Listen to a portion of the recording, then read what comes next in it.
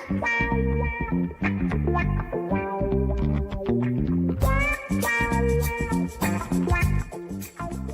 the Let's Talk Polyamory podcast, where we talk about all things consensual non-monogamy, polyamory, swinging, and all things about how you can have a secure and sexy relationship. Now here's your hosts, Tara and Andre. Hey, Andre. Hi, Tara. Hello, everyone. Hi, everyone. Welcome to the Let's Talk Polyamory podcast with Tara and Andre. We're here with a brand new episode, and today we are debunking some common myths about polyamory and non-monogamy. Yeah, our top five myths about polyamory. It's quite exciting. It's quite a lot exciting. Of misconceptions. Yes. So for those of you who don't know us, I'm Tara Lynn Franco. I am a relationship and awesomeness coach. And I'm Andre Turcotte. I'm a sex-positive psychotherapist. And we are the co-founders of the online community of the same name, Let's Talk Polyamory, on Facebook, and of our Poly Newbies digital course. And our passion and the thing we love to do is to help you become more secure and maintain healthy relationships and navigate some of the tough parts that inevitably come up for people like they did for us. So if you're not a member of our group, we'll make sure we include the link in the show notes and join us there. It's a great place to connect with others and participate in discussions, ask questions, etc. So, yeah. So, Andre, did you know that it's our 40th episode since we started officially broadcasting on the podcasting platforms last year? I did not know that. 40th, huh? Wow. I know. The reason I mention this is, I think it's a big number, which is awesome to do that many in 1 year. Mm-hmm. But also I wanted to mention that even though there's just 40 episodes, just is not a just thing. There's a lot of stuff on there. There's also a lot of great content in our group, because before we started broadcasting out here more broadly to the world, we were doing weekly live trainings in that Facebook group. And so there's a ton in there. So if you do join the group, you can, the guys don't seem to be working still. I don't know what's going on with that. No, we had them all organized, but you can go in and do a search, if you want to search jealousy or trust or something like that, and you can find them. And so while this is a new episode, we're also going to bring some of those older trainings and episodes into the official world through the podcast. And so we're going to be putting out our TNA Alphabet series, which we did, I think, in 2021, maybe? I don't know. I was going back a while, but they're really good episodes, and we cover a lot of terms and a lot of topics. And so we've already got, at the time of this recording, we already have 2 up, A and B, and then, they'll all follow. So there's tons of those that will be put in between all these other episodes. So yeah, I just wanted to mention that. I love that series. Yeah, and we got a lot of great feedback from people also about some of the letters or some of the words that we chose for those letters. We couldn't do everyone, but a lot of good suggestions. Maybe we can visit those on the redo. Wow, 40 already. I'm looking forward to the next anniversary when we have in 29 more sessions. Yes, we'll have to make that one a very special episode. Maybe we should make that we did do a talk on 69 ways to amplify your sex life. So maybe that one needs to come back up for that episode. It's important that we have fun. Yeah, for sure.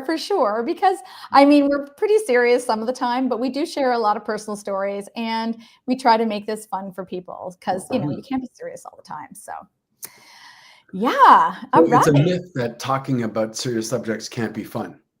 That's true. I agree. Mm-hmm. Well, and there's my segue for you for our talking about the 5 myths regarding polyamory.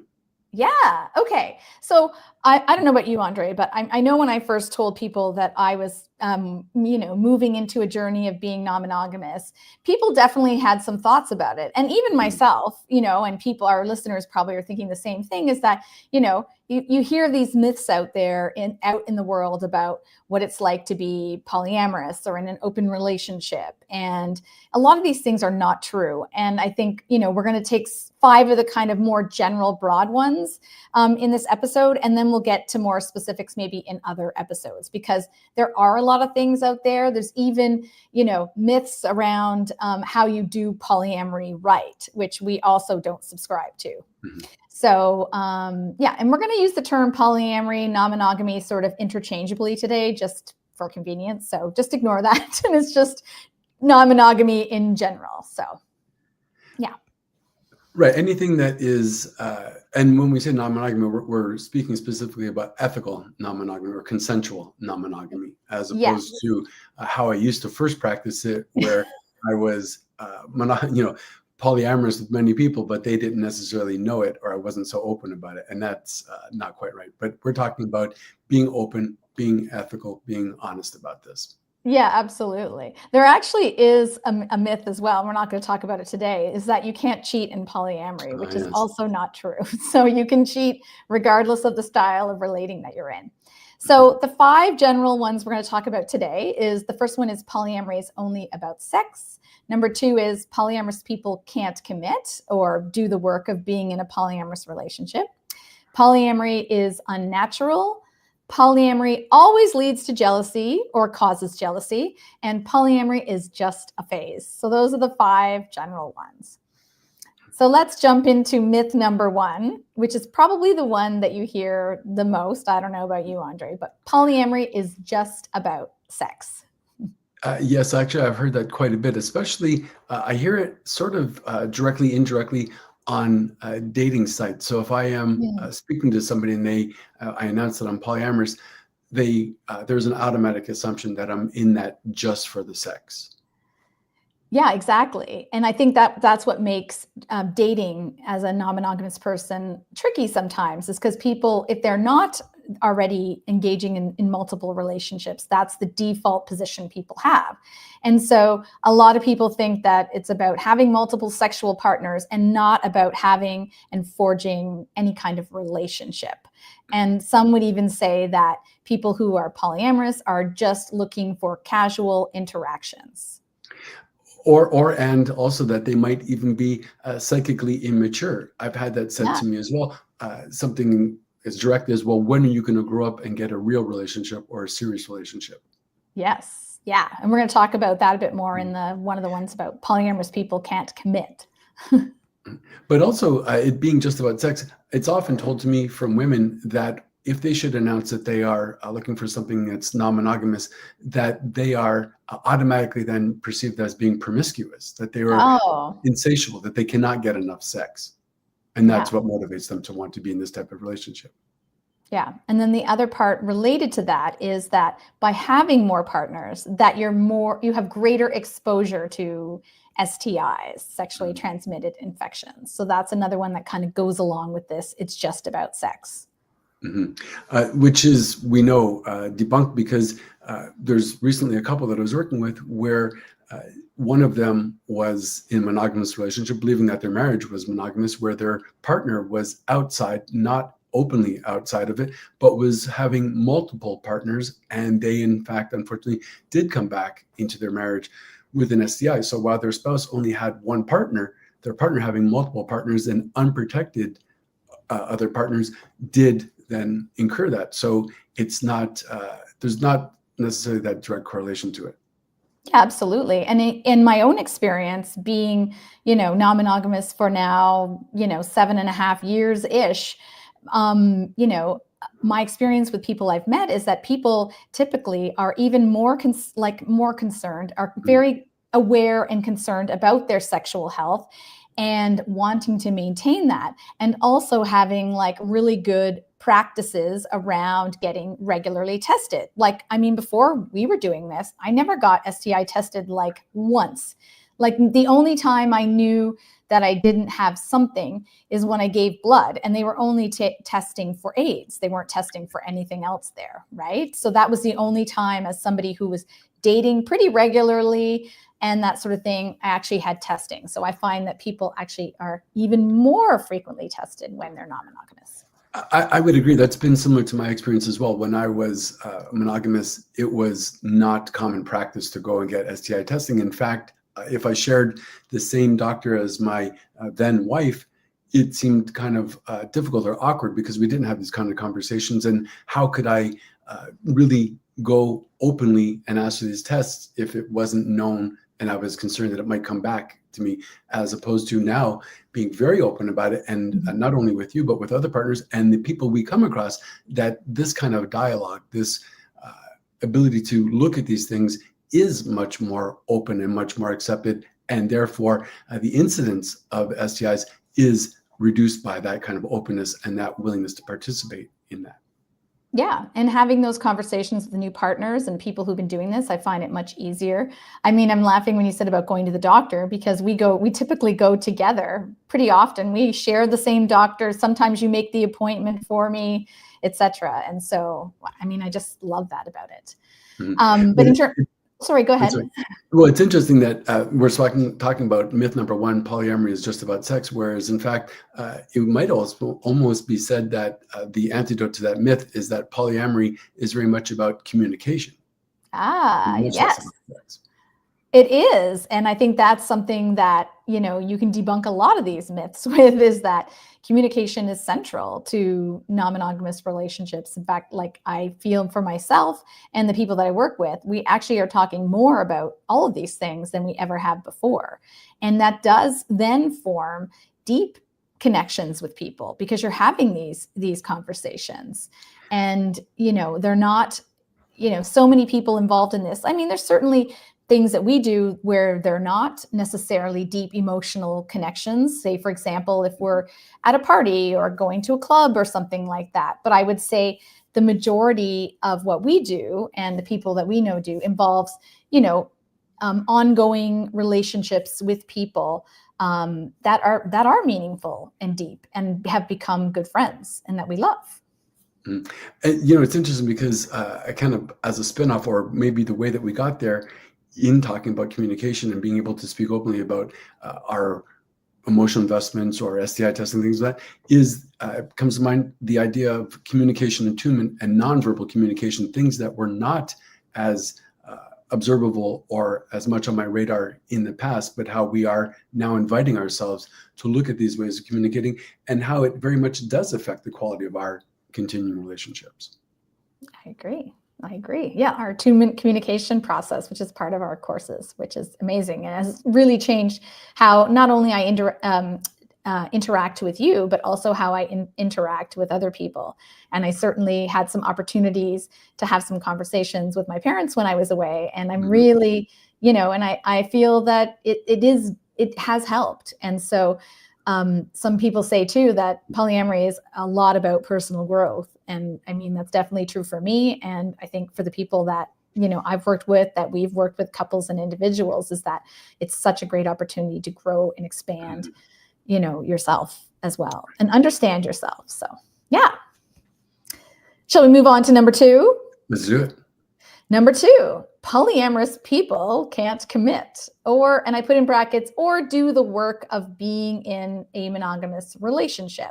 So, carries on from the other one before, but it's that stereotype that polyamorous people are afraid of commitment. And some even say that people use polyamory as a term, as an excuse to hook up with a lot of people, or just being a serial dater.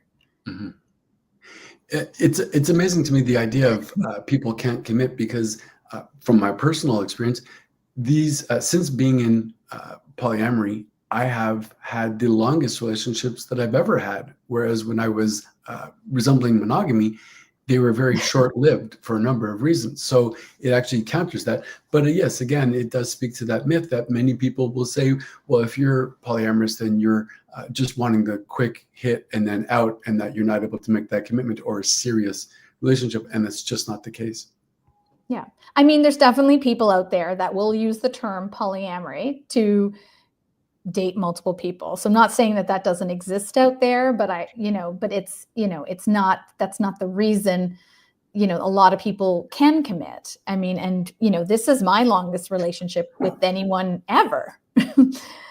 And in fact, I believe that it's even stronger because we have all those components like attunement communication, agreements.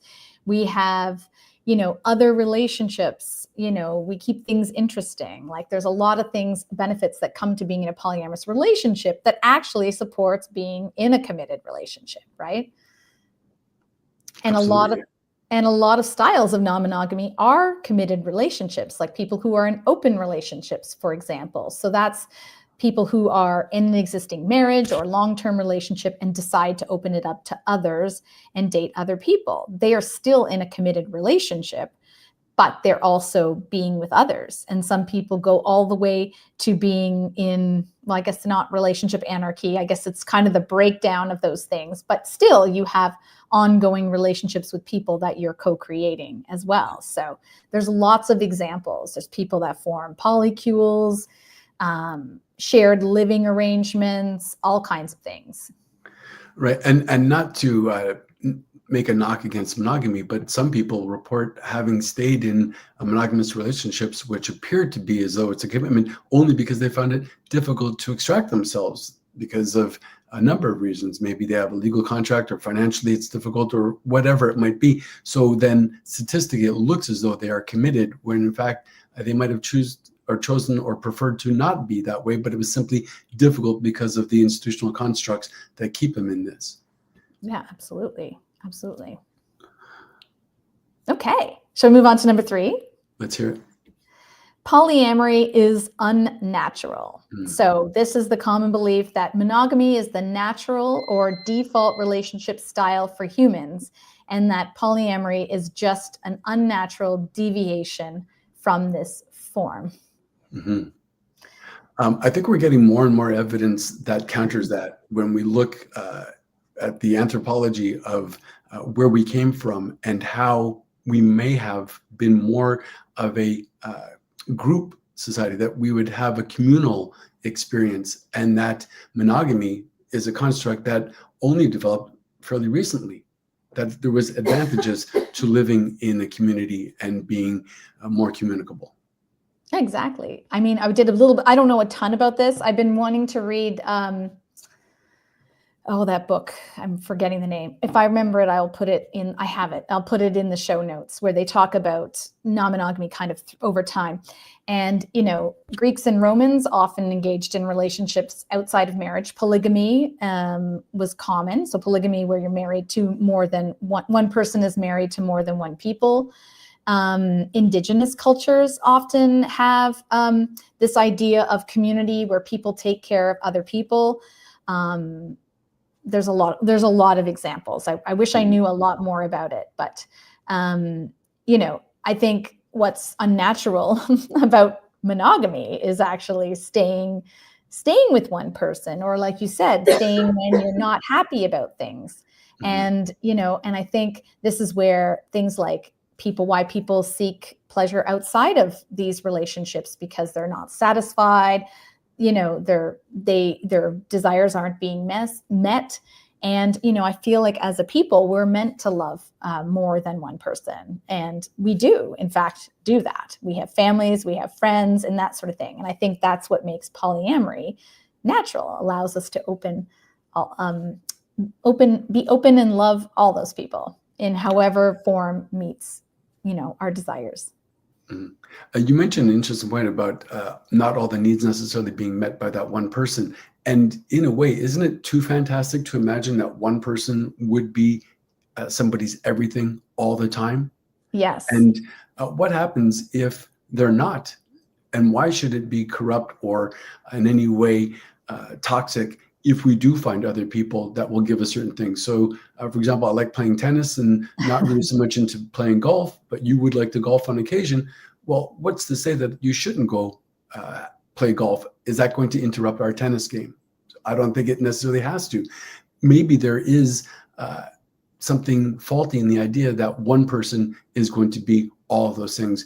I know personally for myself, the idea that I would be in a committed relationship and then have to be in that position of responsibility where I'm going to be your everything forever and ever seemed too fantastic. And I was afraid that I might disappoint my partners if I wasn't able to deliver all of those promises. But if I have different people, if they have different people in their lives, then we are actually allowing for these different representations without it then negating the idea that what we had was special. And it kind of goes to the other point. If you truly love somebody, you wouldn't need anybody else.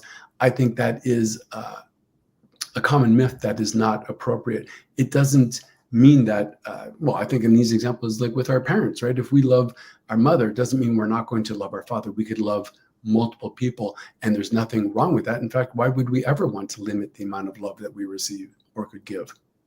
Yeah, I think I totally agree with you. But then the counter argument that some people give then is that, well, why can't you just have more friends? Like, why do you have to have intimate partners? Oh, that's a good And idea. and it's a great counter argument, which goes back to that first myth that polyamory is all about sex. But I think there's something a little different about having close, intimate relationships with other people, in that, that whole idea about serving needs and in a different way.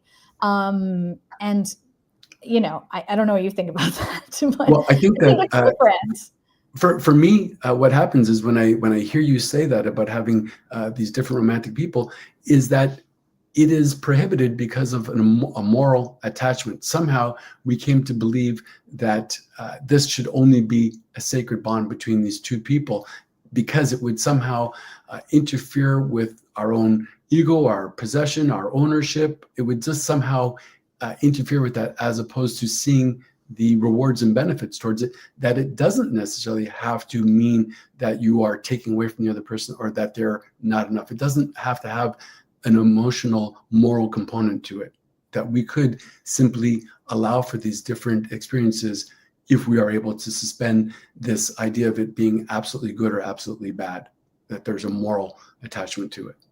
Agreed. I knew you would have something good to say about that. Yeah, it's that moral attachment that sex is like somehow a bad thing or should only be reserved for one person. So we found some statistics online, and I just want to share them. I don't know how accurate these are, but I love seeing them. So it says, this is the United States. I'm sorry.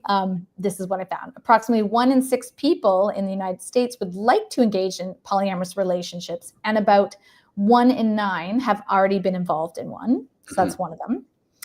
A survey of 340 polyamorous adults, which isn't a ton, big sample, but found that their relationships lasted an average of 8 years, with many maintaining high levels of emotional and sexual intimacy over those 8 years. So, yeah.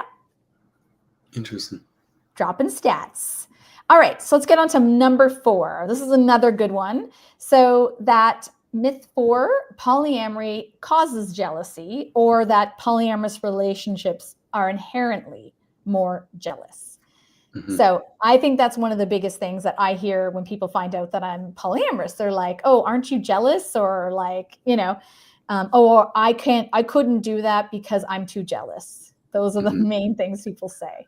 Oh, well, that's interesting. I couldn't do it because I'm too jealous. So they have not yet begun to explore it, but they already announced being jealous. So there's absolutely nothing to do with being polyamorous. They are in a monogamous relationship and jealous. So the polyamory doesn't cause the jealousy. It's the insecurity associated with whatever position they have. Yeah, absolutely. And I think, I've seen that and experienced that in couples, or, where people are in a monogamous relationship, but they're jealous that their husband or wife or partner is like, attractive to other people, or people are paying attention to them, and really feeling jealousy around that, so much so that sometimes people tend to limit their partner's activities or want to monitor them more, even when in monogamous relationships. Right. So I think that idea of being jealous is might be something that's inherent inside of you. For me, I would have thought probably generally that I was a more jealous person. But I think what I've had the opportunity to do in being in this relationship is kind of challenge that notion, and also like understand where my jealousy is coming from, and tell myself a different story or not tell myself, I'm not bullshitting myself, but like really understanding where it's coming from, and then understanding that there's also evidence to prove the opposite, that sort of thing. So. Right. So I think to recap from what I hear is that it's really not a question of whether you are monogamous or polyamorous in your how you're going to be affected by jealousy, but rather what that jealousy, those feelings of jealousy, are indicating, regardless of the scenario, and how you might then go about minimizing or addressing your feelings of jealousy. Yeah, absolutely. I mean, jealousy can be managed. I think one of the things that we talk about in our courses and programs and with our clients is about finding a way, if you're feeling jealous and really triggered by your jealousy, is moving towards neutrality as a starting point. Like, how can I be more neutral about this? And then move towards, you know, working towards compersion. So finding joy in your partner's happiness with others. And I think that's another myth I think we've talked about before, is that, you must have compersion in order to be successful in non-monogamy, right? And I don't think that that's necessarily true. I think it's amazing, but it's not always possible, and nor does it have to be the thing, I think, that stops you. Yeah, I think the danger with saying that you have to or you must feel that compersion, it sets the bar too high. And then if you don't achieve that, then you feel as though you've failed in some way. And maybe we don't have 100% compersion, right?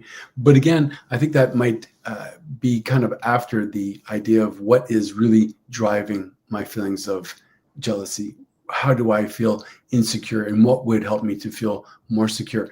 But it's not necessarily what the other person does or doesn't do. Can we gain that sense of security from within ourselves first, and then how we are going to be affected or less affected by other situations? Yeah, absolutely. And that's why we go back to that same idea as communication, but also setting up agreements with partners. So, rather than rules that prohibit things. So, what will help me feel more secure and maybe less jealous? And it's not necessarily that we're trying to put limits on behavior, but rather come up with strategies in order to feel good and supported and secure. And, sometimes it doesn't have to be major things. It can be small things, but they can make a big difference in terms of how secure you feel in your relationship.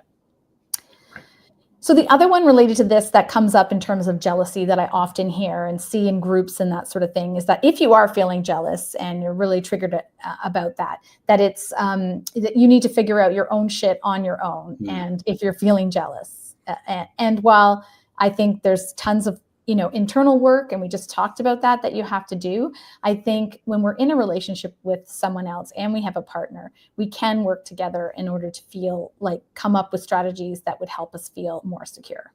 So Yeah, absolutely right. So we have a good supportive partner who can be a secure base, and we can talk about our thoughts and feelings.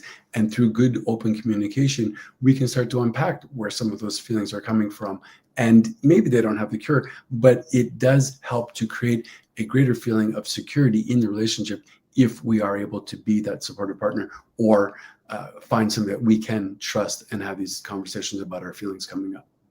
yeah, I mean, I've worked with couples before, and part of the reason they came forward was because there was on one side of the, one person was feeling some extreme jealousy, and I found it, a challenge to work with them at times because, they really wanted to get over their jealousy, but their partner was really leaning into this. It's yours to figure out, and so much so that there was some activities and things that we were doing, and she couldn't get that person to engage in those activities. And I think that made it really hard, and was just another example or piece of evidence as to why she might not feel secure in that relationship. And, they weren't participating, they weren't willing to put in the work as well. And so I just wanted to share that. So that made it difficult. So I think we do have to figure out our own things, but we also, need to also be open to working with our partners if they're feeling jealous. Without a doubt. All right, number 5, polyamory is just a phase. Mhm. So this is the idea that it's just a phase, like being a teenager, that it's temporary or experimental. And, it kind of goes also with this idea that it's about playing the field without wanting to commit to a relationship, which we already talked about. And that once you find the right person, you're just going to go back to being monogamous. Hmm. Maybe that is the case for some people, right? Maybe they are wanting to experiment and see, and maybe they do like what monogamy, sorry, rather, does offer them, and there's nothing wrong with that whatsoever. But for many people, it's not just a phase. It's not a question of discovery or working things out. That it really does seem to resonate with them. They prefer this model for a variety of reasons, but there's not necessarily an indication of it just being a phase, or there's a link to their psychic maturity, or they're having to kind of grow out of this or find the right circumstance in this. I think that those estimations, those ideas are not accurate. Yeah, exactly. And we know people, and there's people in our group that have been together for 10, 20 years, being non-monogamous the entire time, and are very happy in those relationships and those ongoing things. It's certainly not a phase. Now, you may at times move in between different styles of relating in non-monogamy, right? You transition from being monogamish to a swinger to polyamorous, etc., and then go back to being more monogamish. You may bounce around the spectrum. You may even have times of being monogamous by choice, So, but saying it's just a phase, I think, is definitely a myth. I heard this other term, and I'm thinking we should add it to our little book of poly love, which we'll put the link to join the waitlist for that for when it comes out. It's this idea of being a cowboy or a cowgirl. Have you heard that term before? But more in the context of sexual positions than being somebody who tries to separate somebody from the herd. Yes. Yeah. I heard that. That's exactly what it is. When somebody who's really monogamous dates someone who's polyamorous with the hopes of like pulling them away from that non-monogamy and the idea of like trapping them into monogamy. It's almost like a polyamorous tourist, right? They come in to check it out, and then hopefully they'll be able to lasso somebody and bring them back to monogamy. But it's interesting because if you subscribe to these feelings, if you see the benefits of one over the other, does it work to kind of cross over? So if you are monogamous, should you be dating somebody who's polyamorous? Or if you're polyamorous, is there danger in dating somebody who's monogamous? Or do they lend themselves well? Yeah, I think the mono-poly relationship thing, it's definitely possible. And there's people who do that successfully. We did a whole podcast on how to do that or what sort of things to keep in mind. But I think it can be a trickier dynamic depending on the reasons behind why you're doing it, right? So some people are just like, I just want to be monogamous and I'm super happy with my partner being polyamorous and being with other people. It doesn't impact me. I feel strong in our relationship. They have quality relationship and that sort of thing. But sometimes it's done out of, it's the last resort, like somebody, and you've probably seen it yourself. Somebody declares that they're polyamorous after being in getting into a relationship that's monogamous, and then the monogamous person trying to figure out if this is something that they can manage and that they don't necessarily want for themselves, but if they want to stay with the person, feeling like they have to sort it out. And that's, I think, a tougher situation to navigate rather than it's consensual and by choice. It's interesting hearing you say that. It makes me think about the possible motives or benefits to either side. So is somebody, say, for example, wanting to be monogamous because they imagine that it will give them, I don't know, maybe a sense of security, that there's this contract, it's a closed relationship, it feels as though it is in some way safer. Or on the other side, there's somebody wanting to be polyamorous because maybe their attachment style, they feel anxious about making a commitment, or that is going to offer them different experiences. So maybe it's a good thing that we look at our motives in that and what really propels us to want to be one way or the other. But it is interesting to see how the two of them, while they may seem opposing at times, can actually be rather similar in many ways, or we could have ways of experiencing each other. So maybe having this monogamous polyamorous relationship seems counter to what we're talking about, but at times might be actually rather complementary. Yeah, and it could serve people's desires and needs perfectly. It can be the perfect model. That's why we always say that there's no one right way to do it. As long as everyone's consenting and in agreement and feeling good, I think it's okay, right? Yeah. You made me think of something else, but I forgot. But yeah, absolutely. We're not saying that one style of relating is better than the other. It's specific to where you're at and what you're wanting and what you might want to be avoiding. Right. So we simply want to raise our awareness of this so that we can make better informed decisions as to what is best for us. But there's not one that's better or other.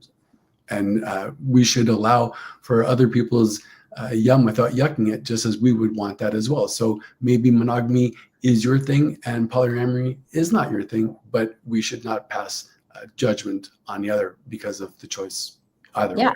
Absolutely. They're all relational identities. They're all good and they're all possible to make work. I like how you said about motive though, and that is really important. If you are looking at exploring non-monogamy, is what is it that you really are wanting out of it? What is your desire out of it? Because sometimes people do go into it because they are dissatisfied in their current relationship, if they're in a monogamous relationship. And that's often a hard place to start from. So we always, suggest starting from a place of strength and working on that. If you want to maintain those relationships, that relationship, whether one person is being polyamorous and one mono, or if you're both exploring non-monogamy, is really understanding what your motives are behind it. And then also setting a secure foundation for that so you can move forward feeling good about it. So, yeah. So those were the 5 myths. There's so many others, but those are just a few to cover today. So we'd love for you to share your comments. If you're listening on Spotify, you can put your comments right in there.